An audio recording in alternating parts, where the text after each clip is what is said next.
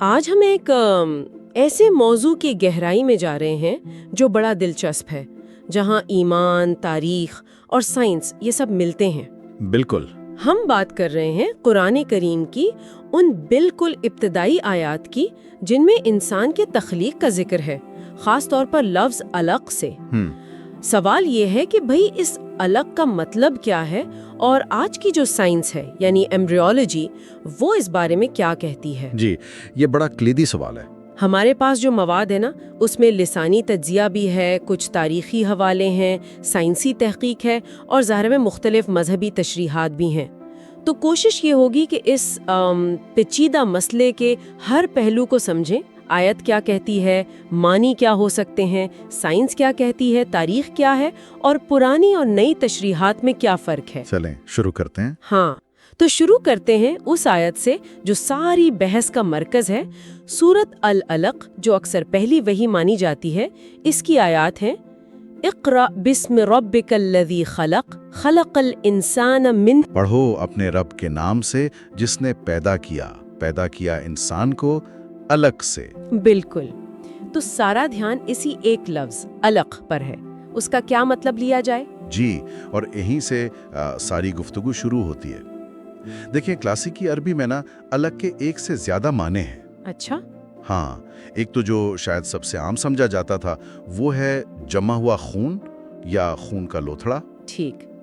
دوسرا معنی ہے جونک، وہ جو کیڑا ہوتا ہے نا، چپک جاتا ہے، جونک جیسی چیز۔ جی جی۔ اور تیسرا ایک زیادہ عام سا مطلب ہے کہ کوئی بھی چیز جو لٹکتی ہو یا کہیں منسلک ہو، چپک جائے۔ اچھا، تو تین ممکنہ معنی ہیں۔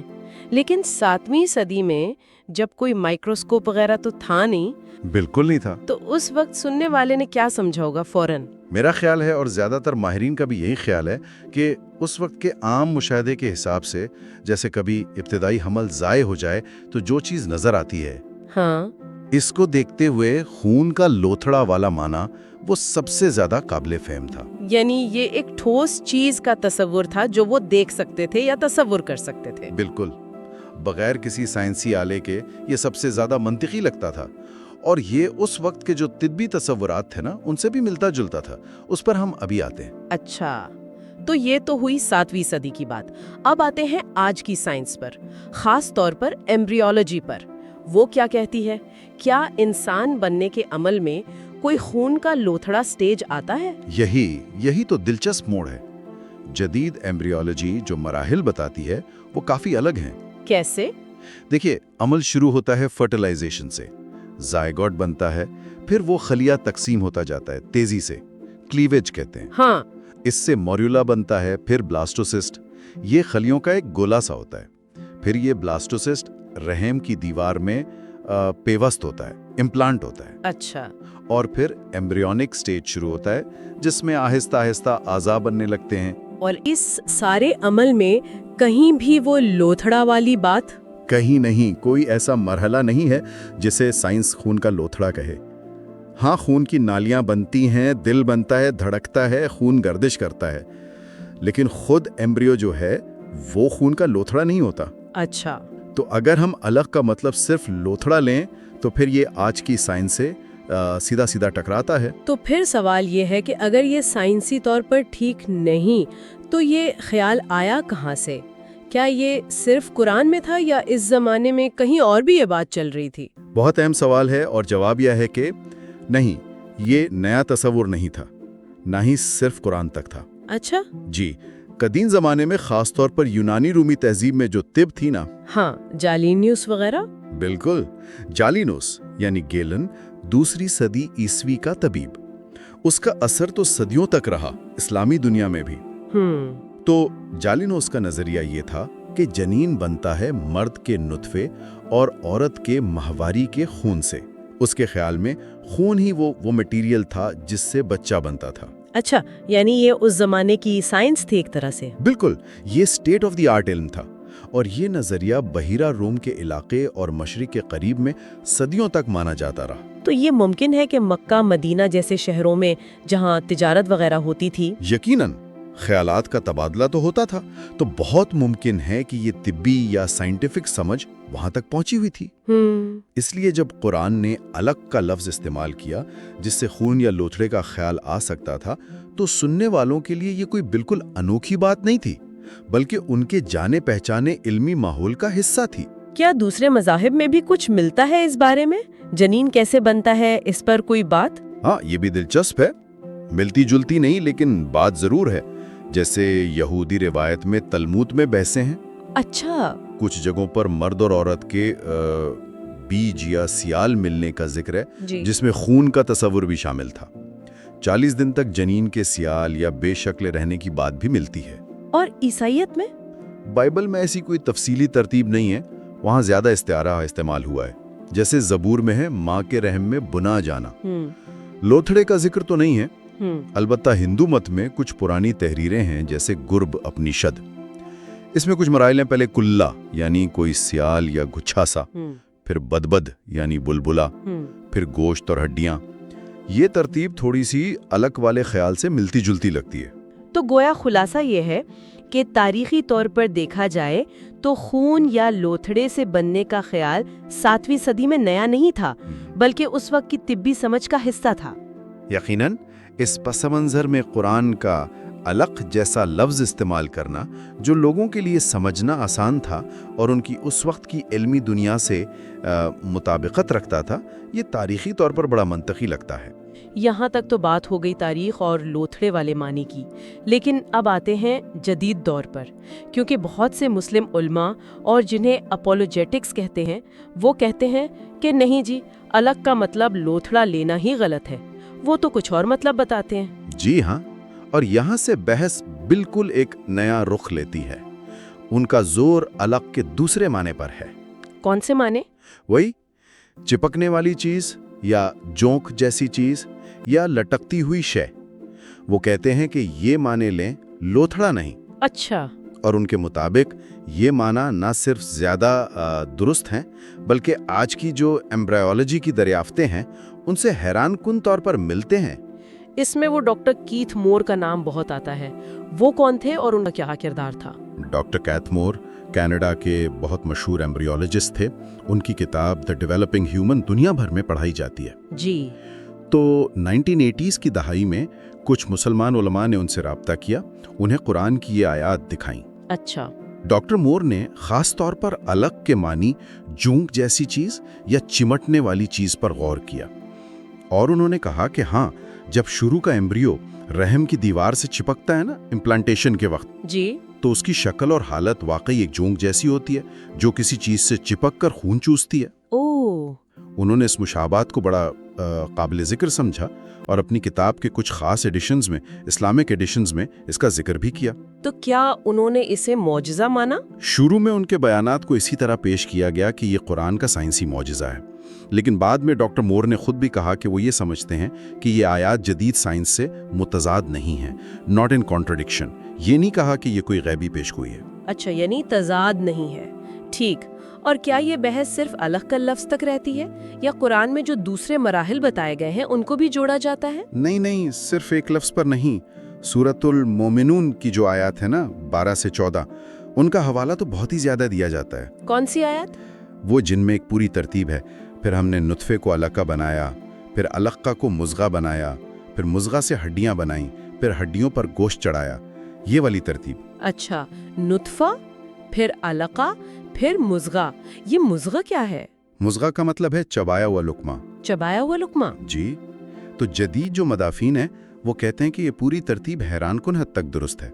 कैसे? वो नुत्फा को लेते हैं इब्तदाई ज़ैगोट, अलका को वही इम्प्लांटेशन और जूंक जैसी शक्ल वाला मरला, और मुज़गा यानी चबाया हुआ लुकमा उसे वो सोमाइट स्टेज से मिलाते हैं। Somite stage? हाँ, जब एम्ब्रियो पर छोटे छोटे उभार बन जाते हैं जो देखने में ऐसे लगते हैं जैसे किसी चीज पर दांतों के निशान हो। अच्छा। फिर हड्डियों का बनना, फिर गोश्त यानी पट्ठों का चढ़ना। वो कहते हैं ये तरतीब बिल्कुल वही है जो आज की एम्ब्रियोलॉजी बताती है, और ये इल्म 7वीं सदी में तो किसी को हो ही नहीं सकता था। तो इस नजरिए के हामी कौन कौन है? आपने कीथ मोर का जिक्र किया, एक डॉक्टर मॉरिस बुकाई भी थे शायद? जी हाँ, डॉक्टर मॉरिस बुकाई फ्रांसीसी डॉक्टर थे। उनकी किताब the Bible, the Quran and science बहुत मशहूर हुई। फिर डॉक्टर जाकिर नाइक हैं, हारून यहया हैं। शेख अब्दुल मजीद अज़्ज़ुंदानी थे जिन्होंने इस पर बड़ी कॉन्फ्रेंसें करवाईं, यूसुफ हमजा जोटिस और भी बहुत से लोग हैं। और इन सब का खुलासा क्या है? खुलासा ये है कि कुरान ने जानबूझकर अलग जैसा लफ्ज़ इस्तेमाल किया जिसके कई मानी थे। एक मतलब लोथड़ा, उस जमाने के लोग समझ गए, और एक गहरा साइंसी मतलब चिमटने वाली चीज़ सदियों बाद ज़ाहिर हुआ। और उनके नज़दीक ये कुरान के अल्लाह का कलाम होने का एक साइंसी सबूत है जिसे वो एजाज़ इल्मी कहते हैं। ये तो हुई एक तशरीह जो साइंस से मुताबिकत पैदा करने की कोशिश करती है, लेकिन जाहिर है सब लोग तो ये नहीं मानते होंगे। जो लोग मजहब से बाहर हैं या वो मुसलमान मुफक्किरीन जो ज्यादा तारीखी या तनकीदी नज़र से देखते हैं, वो क्या कहते हैं? उनकी तरफ से उमूमन दो तरह के जवाब आते हैं। एक कहलाता है सियाको सबाक का नज़रिया, कंटेक्सचुअलिस्ट व्यू। वो क्या है? वो ये कहते हैं कि भाई कुरान बुनियादी तौर पर 7वीं सदी की किताब है जो 7वीं सदी के लोगों से बात कर रही थी। ठीक। तो उसने अपना असल पैगाम पहुंचाने के लिए वही ज़बान, वही तसव्वुरात इस्तेमाल किए जो उस वक्त लोगों को समझ आते थे। और असल पैगाम क्या था? असल पैगाम साइंसी नहीं बल्कि मजहबी और अखलाकी था। ये कि इंसान को अल्लाह ने एक बहुत मामूली हकीर चीज़ से बनाया है, लिहाजा इंसान को आजिज़ी इख्तियार करनी चाहिए, तकब्बुर नहीं करना चाहिए। अच्छा। इस नज़रिए के मुताबिक अगर लोथड़े वाली बात साइंसी तौर पर गलत भी थी तो इससे असल पैगाम पर कोई फर्क नहीं पड़ता। मकसद तो आजिज़ी और खुदा की कुदरत का एहसास दिलाना था। यानी मकसद साइंस पढ़ाना नहीं, सबक सिखाना था। बिल्कुल। और दूसरा नजरिया है तारीखी तस्दीक का, हिस्टोरिकल कॉर्पोरेशन। वो क्या कहता है? वो ये कहता है कि कुरान में अलग का जिक्र असल में उस जमाने के जो मरवजा साइंसी नजरियात थे, यानी जालिनूसी तिब, उसी की अक्कासी है। अच्छा। और किसी भी तारीखी किताब से आप यही उम्मीद रखेंगे कि वो अपने जमाने के इल्म की अक्कासी करे, तो इसमें कोई मौजिज़े वाली बात नहीं। ये बस उस दौर की सोच को जाहिर करता है। ये साबित करता है कि कुरान अपने वक्त की पैदावार है, ना कि वक्त से मावरा कोई चीज़। अच्छा, तो अब हमारे सामने कई तस्वीरें हैं, अलग के लफ्जी माने, फिर साइंस, फिर तारीख, फिर वो जदीद तशरीह जो साइंस से जोड़ती है, और फिर ये तनकीदी नज़रिया जो इसे तारीख में रखता है।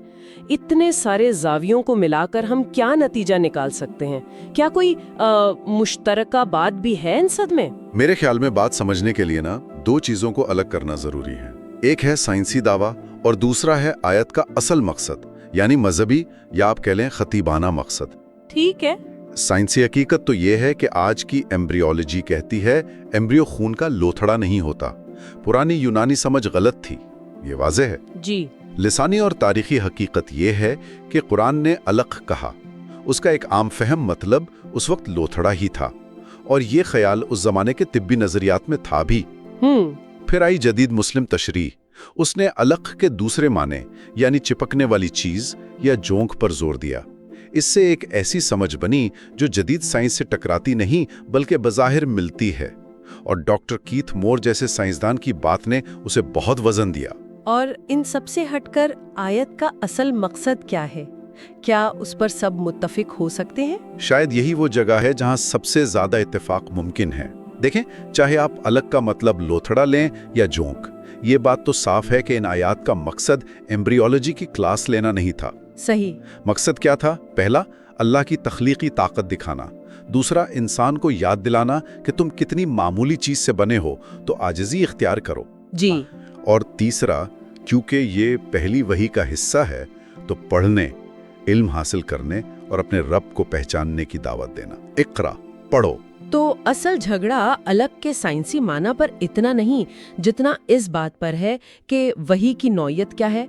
क्या ये एक ऐसी किताब है जो हर जमाने की साइंस को अपने अंदर रखती है, या ये एक ऐसी किताब है जो अपने पहले सुनने वालों से उनकी जबान में बात करती है? बिल्कुल। बहस यही बन जाती है कि क्या कुरान टाइमलेस साइंसी किताब है या एक टाइमली पैगाम है जो अपने वक्त के मुताबिक है। लेकिन दिलचस्प बात यह है कि आप कोई भी नजरिया लें, आयत का जो गहरा असर है ना, यानी तख्लीक पर गौर करना, अपनी हैसियत को समझना, खुदा की बड़ाई मानना, वो तो दोनों सूरतों में हासिल होता है। लोथड़ा कहें या जोंक, वो बुनियादी पैगाम तो पहुंच ही जाता है। बहुत खूब, आपने वाकई तमाम पहलुओं को समेट दिया। हमने सिर्फ एक लफ्ज अलग से बात शुरू की थी और कहाँ तक पहुँच गए? लिसानियात, एम्ब्रियोलॉजी, तारीख़ तिब, मुख्तलिफ तशरीहात, मजहबी, सेक्युलर। जी, आ सकती है। जी, वो ये कि साइंसी बहस अपनी जगह, लेकिन उससे हटकर भी तो एक सवाल है ना, انسان کا اپنی ابتدا پر غور کرنا، چاہے وہ لوتھڑے سے بتائی جائے یا چمٹنے والی جونک، اس کا آج کے انسان کے لیے کیا مطلب ہے؟ دلچسپ سوال ہے۔ کیا یہ کہانیاں کہ ہم کہاں سے آئے اس بات پر اثر ڈالتی ہیں کہ ہم خود کو کیا سمجھتے ہیں، ہمارا مقصد کیا ہے؟ کیا ہماری تخلیقی کہانی ہمارے ورلڈ ویو کو بناتی ہے؟ یہ ایک ایسا سوال ہے جس پر شاید ہر کوئی خود غور کر سکتا ہے۔